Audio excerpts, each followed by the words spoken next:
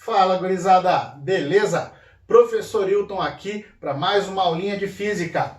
E você, se não está inscrito no canal, não perca tempo, se inscreva, ative os sinos de notificação. Se gostou do vídeo, dê o seu joinha, aquele famoso like, vai contribuir demais ao canal, principalmente o seu comentário. Mas bem, qual é o assunto de hoje? Mecânica dos fluidos. Uma aula que vai ser um pouco alongada, são vários assuntos.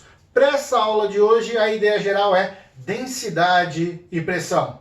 Pressão? A gente pode falar do navio. Ele está exercendo uma força ou uma pressão sobre a água? Qual é a diferença? E o casco do navio, algo de ferro ou aço, né, muito pesado, com grande densidade, maior que a da água, por que não afunda? Se eu pego uma bolinha de ferro de aço, um prego e jogo na água, afunda. Qual é a diferença? Ficou curioso e quer saber um pouco mais? Vem comigo para esta aula.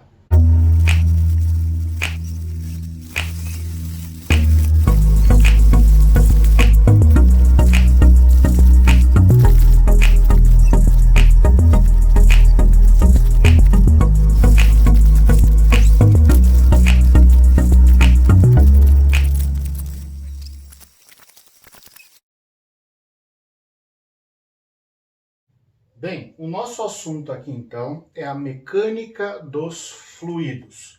A gente passou por toda a mecânica, só que a gente sempre trabalhou com os corpos sólidos. Vimos a cinemática, vimos a dinâmica e vimos a estática.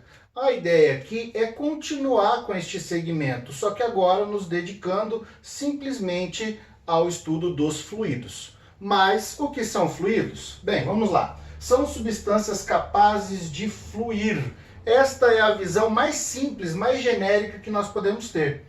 Bem, essa questão dela poder fluir ou escoar só vai acontecer em determinados estados físicos, que são eles os líquidos e os gases. Tá? Bem, de maneira mais geral, né, a gente pode entender assim.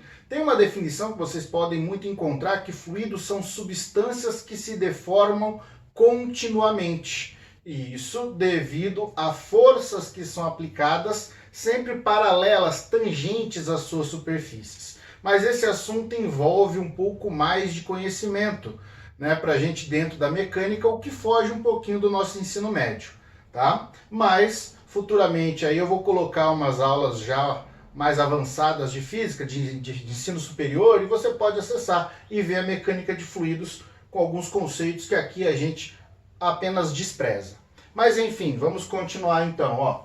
O nosso primeiro estudo é olhar o equilíbrio dos fluidos. Lembram? Cinemática, dinâmica e estática? Então a gente vai para a parte do equilíbrio estático. Então temos a estática dos fluidos. Estuda o equilíbrio dos fluidos em relação aos recipientes que eles vão estar, né? Os recipientes que os contêm. Bem, essa estática, a gente geralmente conhece ela por dois nomes. O nome mais clássico que vocês vão encontrar é a hidrostática. Sempre é chamada desta forma esse estudo. Qualquer videoaula, livros, apostilas que vocês vão encontrar, eles mencionam mecânica dos fluidos e já parte direto para a ideia de hidrostática. O que vem a ser a hidrostática? A gente vai estar falando da água em equilíbrio estático. Aquela história da água parada, né? Mas tá aí, ó, é a água em equilíbrio estático. Porém, a gente chega em certos momentos do estudo que não tem só água. Tem óleo, tem mercúrio. E aí, continua a ideia de hidrostática? Bem, a questão é estática, hidro referente à água. Então, de maneira geral, o nosso estudo é a fluidostática. E aqui a gente teria uma ideia um pouco melhor, assim, de vários fluidos de maneira geral, né? Fluidos em equilíbrio. Bem, vamos escrever para cá. Fluidos em equilíbrio estático. Pronto, tá aí, ó. Então a gente vai trabalhar com as situações gerais, todos os fluidos, fluidostática. Mas lembrem, muitos só tratam do tema hidrostática. Está aqui a ideia geral, uma introdução sobre o nosso estudo, sobre o conhecimento dos fluidos. Agora, o que efetivamente temos que saber para adentrar nesses assuntos são os conhecimentos sobre densidade e pressão. Sem esses dois fica difícil de entender, né, o mecanismo aí associado aos fluidos. Então vamos para essas definições. Vamos então agora entender um pouco sobre a chamada massa específica, também conhecida por densidade absoluta. Vocês que já vêm estudando aí, se preparando para o vestibular, já devem ter estudado em química este assunto de densidades. Mas aqui a gente tem algumas formas diferentes de trabalhar com isso e algumas nomenclaturas diferentes. Bem, a gente vai começar pela ideia de massa específica, então, ou a densidade absoluta, como acredito que vocês aprenderam, com a seguinte definição: em uma dada temperatura e pressão constante. Para quem já viu aí um pouquinho sobre a aula de térmica, sabe quais são as condições dadas para temperatura e pressões constantes. Então eu tenho uma pressão e uma temperatura constante atuando sobre uma substância, isso é importante. Então a massa específica dessa substância, ela vai ser a ideia do seguinte: o quanto de massa eu tenho concentrada daquela substância por unidade de volume. Então, gravem bem, a massa específica está atrelada à substância. Algumas letras são utilizadas para a representação da massa específica. A mais comum é a letra grega Mi. Alguns autores usam a letra Rho, eu dependendo da situação também uso Rho, mas aqui para os nossos vestibulares, para aquelas equações clássicas que vocês vão encarar daqui para frente, usaremos o Mi, ok? Então Mi, que é a nossa massa específica, é a massa que aquela substância tem, aquela concentração de massa que ela tem, por unidade de volume. Essa é a nossa expressão. Aí você fala: ó, professor, mas na química foi assim que eu vi. Sim, existem outras densidades, na verdade a gente vai ver mais uma, que é matematicamente a mesma expressão, massa sobre volume, mas a gente entende de forma diferente. Aqui estamos falando de substâncias puras, estamos falando de materiais, ok? Então os materiais, aquelas substâncias que nós temos, têm valores fixos, que é um exemplo aqui, ó, vamos escrever o mais clássico de todos que você deve se lembrar sempre, que é a nossa água. Qual é a da água? É colocado que a densidade absoluta, a massa específica da água é de 1 grama por centímetro cúbico. Então, se eu pegar, vamos pensar assim, uma piscina, e puxo um pouquinho de água da piscina, meço a massa que eu tenho ali e o volume que eu colocar sobre ele. Vou ter uma massa específica de quanto?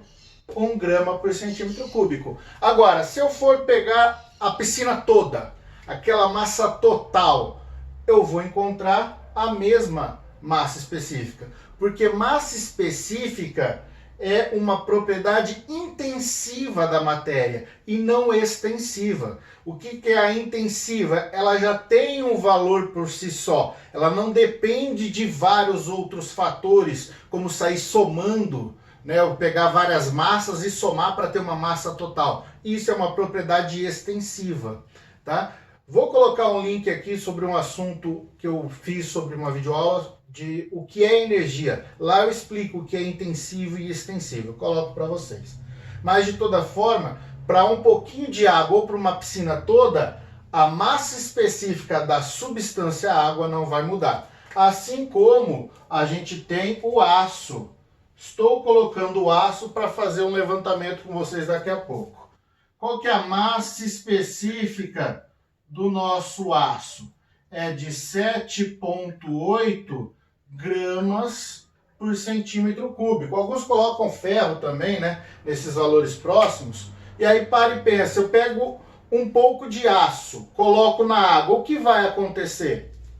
Como a massa específica do aço é maior, ele tende a afundar. Agora, tudo que é feito de aço afunda?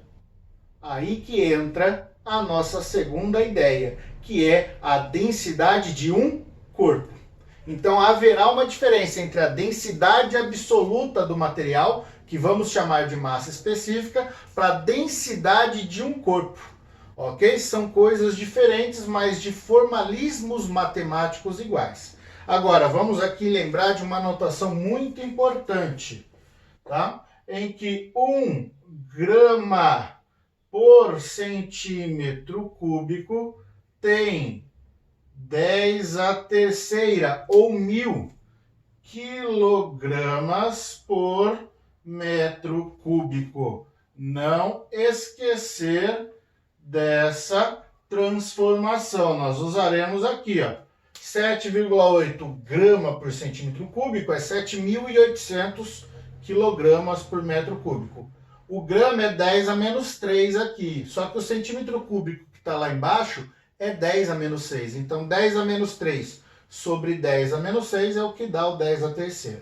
Tá aí a nossa ideia então da massa específica. Gravem bem o que ela é, substância, né, os materiais que são feitos, substância pura, e os valores sempre fixos. Vamos agora entender a densidade de um corpo. A densidade de um corpo, ela tem uma definição diferente da nossa massa específica. A definição fica sendo a razão entre a massa do meu corpo e o volume delimitado pela sua superfície externa. Você fala, meu Deus, professor, o que é isso? Aguenta que eu vou chegar lá. Bem, matematicamente, como vamos escrevê-la? Densidade, vou representar pela letra D, isso é massa sobre este volume mais externo. Mas vocês estão vendo que matematicamente é massa por volume? Então eu preciso saber qual é a massa do corpo, já que a densidade é do corpo, e eu tenho que ver esse volume externo que ele tem. Bem, vamos enxergar isso aqui, ó. Como que nós primeiro podemos, né, deixar a ideia um pouco mais fixada? Nós podemos ter um corpo constituído de vários materiais.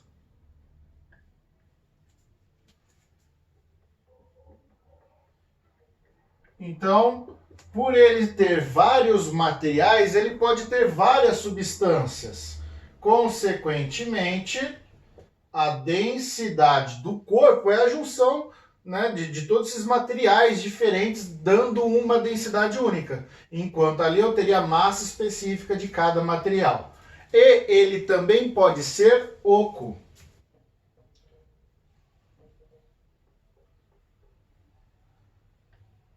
Ok? Então, um corpo oco, aí eu fico com a ideia mais clara do que seria o volume mais externo.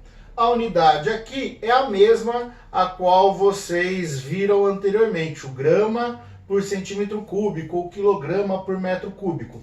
Mas entendam que a específica, volta lá, um pouquinho de uma quantidade ou a quantidade total não muda a massa específica. Agora, a densidade do corpo muda sim. Vamos fazer um exemplo aqui então para reforçar essa ideia.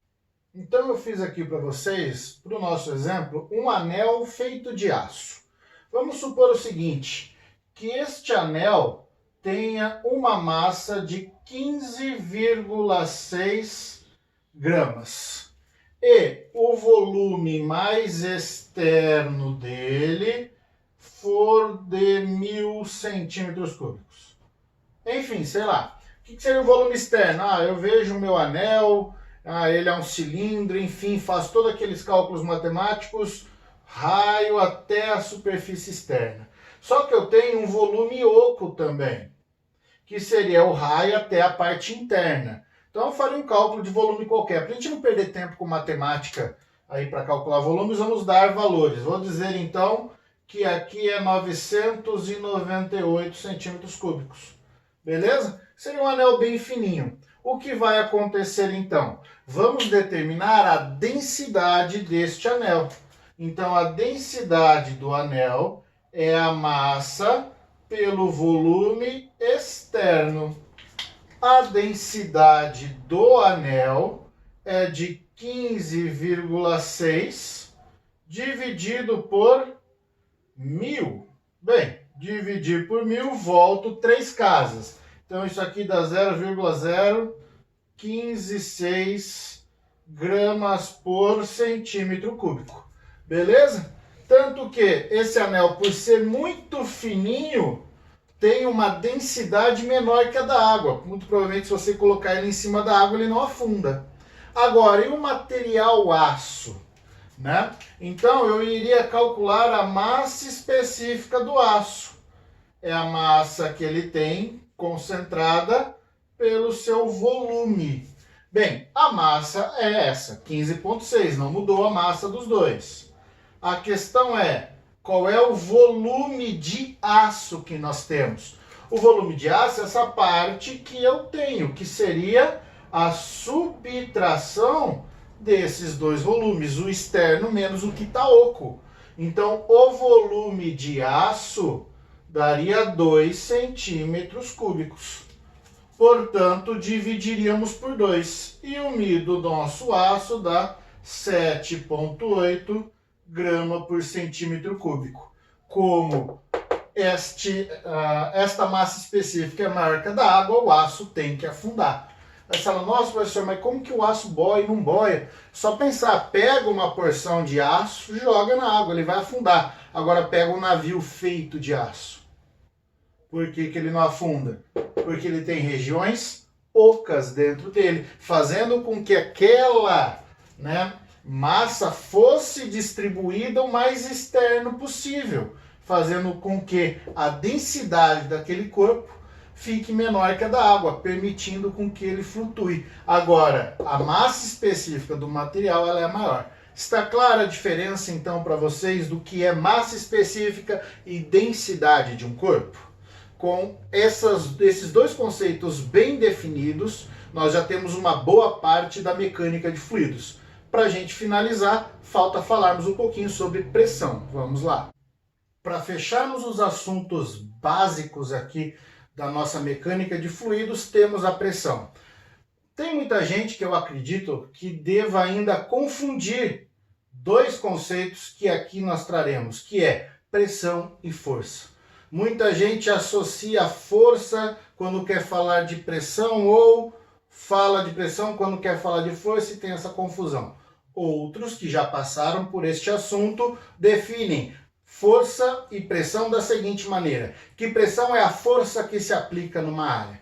Bem, vamos dar uma melhorada sobre isso, porque não é qualquer força e também tem uma certa área. A definição fica essa: é a razão, a pressão é a razão entre a força perpendicular à superfície e sua área de contato. Bem, note a figura que eu fiz aqui. Nós temos uma superfície, eu posso pensar que é este meu caderno, e nesta superfície eu venho aqui com a minha mão e aplico uma força. Beleza? Note como está o posicionamento do dedo. Bem, vamos então analisar a pressão que eu estou fazendo com a mão. Vou representar aqui de novo a figura com o vetor força. A representação, então, esquemática aqui de como está a nossa mão seria isso. Esta força azul F é a força da ponta do seu dedo. Note que esta força, ela forma um ângulo θ com essa superfície, ó. Então, aqui embaixo nós temos um ângulo θ. Como ela apresenta este ângulo, ela vai trazer duas componentes. Esta componente aqui, que é paralela à superfície, nós a chamamos de componente tangencial. É uma força que tangencia a superfície. Está aqui a nossa força tangencial. Agora, perpendicularmente à superfície, nós teremos aqui, então, a nossa força normal. A gente sempre representou por N. Aqui eu vou usar Fn para ficar, né, com a notação de força, para vocês lembrarem que aprenderam que pressão era força sobre área. Não aprenderam de todo errado. Faltou, né, onde vocês viram isso, o complemento, que a força tem que ser perpendicular. Para termos, então, uma pressão, esta pressão tem que ser a razão entre a nossa força perpendicular, que é esta força normal, e a área. Agora, qual área? Se eu falar que a força que eu estou fazendo é 10 newtons, e esta área aqui que eu estou aplicando é de 1 metro quadrado, né? 1 por 1, eu posso falar que na situação do meu problema, a nossa pressão é de 1 newton por metro quadrado? Não. Por quê? Não é a área da superfície toda, e sim a área de contato desta força. No caso, teria que ser a área do meu dedo indicador. Qual é a área que o meu dedo indicador está encostando? Então a pressão é naquele ponto. Então são essas as pequenas diferenças do que a gente aprende. Não é qualquer força, tem que ser perpendicular, e não é toda a área, é a área de contato. Aí você me pergunta, Tom, mas se a força F gerou, né, duas componentes, e a força tangencial? O que ela faz? A força tangencial produzirá um outro efeito chamado tensão de cisalhamento. O que é o cisalhamento? Cisalhar, cortar. Tem o seguinte, eu tenho aqui o meu caderno composto de várias forças. Se eu começar a exercer força tangencial, eu praticamente estou rasgando, arrancando essas folhas. É ficar tirando lâminas, né? Então esta é a ideia de tensão de cisalhamento. E aí você fala, puxa, vou ter que saber isso para o meu vestibular? Não, fique tranquilo. A ideia de tensão de cisalhamento geralmente a gente vê, né, mais no ensino superior. Mas basicamente é esta a ideia então, que a pressão é força normal por área de contato. Qual a unidade da nossa pressão? Então a unidade que teremos para a pressão, ela é newtons por metro quadrado. Isso no sistema internacional, tá? Que é o que a gente mais usa. Mas podemos ter também uma outra notação bastante empregada, que é a homenagem para o físico que mais se dedicou ao estudo da pressão, que é o PA, conhecido por Pascal. Então, muitas das vezes vocês podem encontrar PA, Pascal ou Newton por metro quadrado. Tem outras? Tem. Nós temos Newton por centímetro quadrado, transformação de unidade. Dina por centímetro quadrado, que é uma outra unidade para força. Quilograma força por metro quadrado. Então, nós temos que saber aí algumas transformações, né? O Newton com Dina tem uma relação ali com potência de 10 a quinta, assim como o quilograma força e Newton com uma relação de 10, mas isso aí são valores tabelados que muito provavelmente os exercícios trarão. Considere que é mais ou menos nesta ordem. Sabe, professor, também não tem milímetro de mercúrio? Tem, mas isso eu vou deixar para falar na nossa próxima aula, no nosso próximo encontro. De maneira geral, esta é a ideia que nós temos de pressão. Bem, agora, onde que eu tenho aplicação desse tipo de pressão? Vamos fazer aqui um desenho e um último caso para fechar a nossa aula. Fechando nossos assuntos, então, duas aplicações aí que nós temos sobre a ideia de pressão. Lógico, o que eu fiz aqui não está associado ao fluido, como a gente vem discutindo, mas sim diretamente ligado à ideia do que é pressão. E são questões que costumam, é de costume, né? São costumeiras nos vestibulares. Primeiro, segurando um prego com os nossos dedos. Quem nunca tentou pegar um prego assim e apertar com tudo? Não, né? Por que a gente não faz isso? Simples, a gente sabe, ó, o prego vai furar meu dedo, mas ele fura dos dois lados. Então, se eu colocar a cabeça do prego no polegar e a ponta do prego no indicador e apertar, o que vai acontecer? Então, fica claro que o que vai furar o seu dedo é a ponta mais fina, não é isso? Então, não é a força que você está fazendo, pois a força que o polegar aplica chamaremos de FP. E a força que o indicador está aplicando chamaremos de FI. Beleza? Entendemos que a força do indicador em módulo é igual à força do polegar. Já que fazemos a mesma força, né, para apertar o prego. Agora, a pressão no indicador ela é maior que a pressão no polegar. Por quê, professor? Basta lembrarmos de que a pressão é a força normal sobre a área. Note, a nossa força nos dois casos, ela é constante. Ou seja, não é a força que nós estamos avaliando, e sim a área de contato. Onde eu tiver uma área menor, passamos a ter uma pressão maior. É por isso que no indicador ele fura, ok? Já que diminuímos a área. A gente pode pensar o seguinte, né? Eu tenho um terreno lameado. Ou quem já viu filme de neve, dá no mesmo. Eu coloco uma raquete no pé para eu conseguir andar. Por quê? Porque eu aumento a área de contato, eu não afundo. Agora, imagine um cara que anda com perna de pau. Ele conseguiria caminhar? Não, porque a área que vai ter ali ela é bem pequena, então ele afunda com mais facilidade. A ideia é essa. E aí uma aplicação final disso tudo é a cama de faquir, conhecida por cama de pregos. Não sei se já tiveram a oportunidade. Ficou meio zoado o desenho, mas é para vocês terem uma ideia. Não sei se tiveram a oportunidade de andarem numa cama dessa, sentar, deitar, enfim. É uma cama cheia de pregos.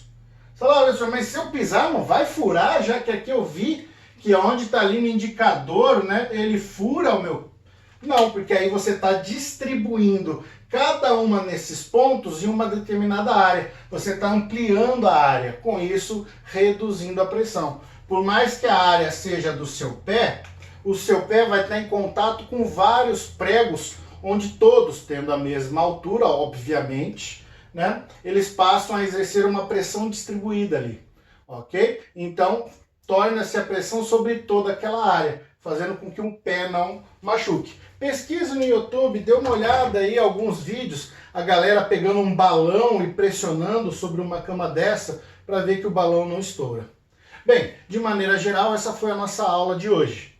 Vou ficar por aqui, lembrando que nós, né, estudamos aqui densidade, seja ela absoluta ou de um corpo, né, massa específica, e a densidade de um corpo, e a ideia de pressão. Esses dois conceitos juntos, tá difícil hoje. Nós então utilizaremos para definir toda a nossa base da hidrostática ou fluidostática, como nós vamos trabalhar. Bem, ficamos por aqui então. Se você gostou, compartilhe este vídeo com seus amigos, curta, deixe o seu comentário, o que faltou, o que não faltou, o que tá legal, o que não tá, para que eu possa estar sempre melhorando e levando conteúdo de mais qualidade para vocês. Se inscreva no canal se não está inscrito. Ficamos por aqui, um forte abraço e um beijo no cérebro.